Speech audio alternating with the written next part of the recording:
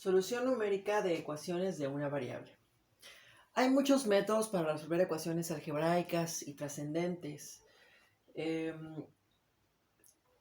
Esos métodos se clasifican en métodos cerrados y métodos abiertos.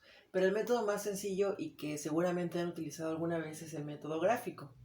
El método gráfico consiste en dibujar o graficar de la forma que sea posible, ya sea tabulando y colocando los puntos en el plano cartesiano o utilizando algún software graficador para aproximar la raíz o las raíces que tenga la ecuación.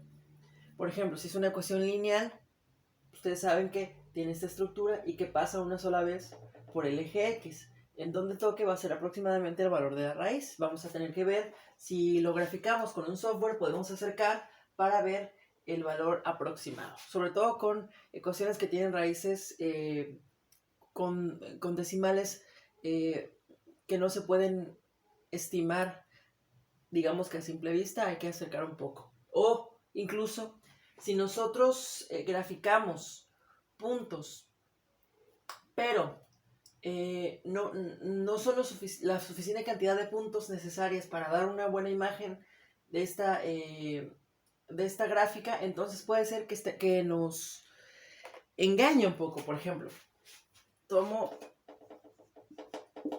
no sé, este punto y este punto y puedo creer que es una recta. Entonces podría decir que la raíz es esta. Pero en realidad, si grafico más puntos entre estos intervalos que yo elegí, por ejemplo, grafico uno aquí, otro por acá, me doy cuenta de que quizá no sea una recta. Y quizá entonces la raíz pueda ser otra.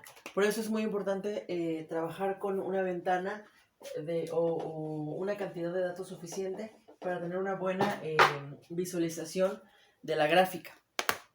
De esa manera, entonces, si es lineal, tenemos una sola raíz. Si es cuadrática o cuártica, tendría raíces pares.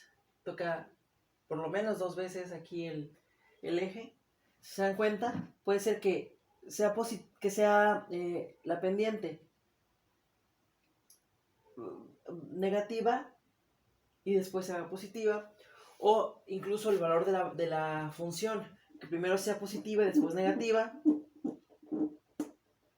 En ese caso yo garantizo que va a haber una raíz, porque tuvo que haber pasado por el eje de las X para poder ser positiva y después negativa. Incluso si es negativa y después positiva, también garantizo que en ese intervalo hay una raíz, porque tuvo que haber pasado por el eje para poder cambiar de valor, ¿no? del signo que tiene. Las que tienen raíces impares, por ejemplo, de 3, 5, etc., bueno, pasan por lo menos 3 veces aquí por el eje. Quizá vuelven a regresar a los valores que tienen. Pues, por ejemplo, esta es negativa, luego positiva, después se vuelve negativa. Eso quiere decir que ya cambió 2 veces, ya pasó 2 veces por el eje de las X, por lo menos 2 raíces ahí hay. Y luego vuelve a ser positiva, entonces ahí hay una tercera vez. De esa manera nosotros podemos encontrar cuántas raíces tenemos, etc. Pero algunas veces las gráficas nunca tocan el eje de las X. Eso quiere decir que no tiene raíces reales. Esta función no tendría raíces reales. Quizá tenga raíces, o es lo más probable que tenga raíces complejas o totalmente imaginarias. Bueno, esto es el método gráfico, es el más sencillo. Solo consiste en graficarlo, ya sea a mano, ya sea con software, y pues digamos que mediante su visualización encontrar en qué punto estaría la raíz lo más cercano posible al valor real.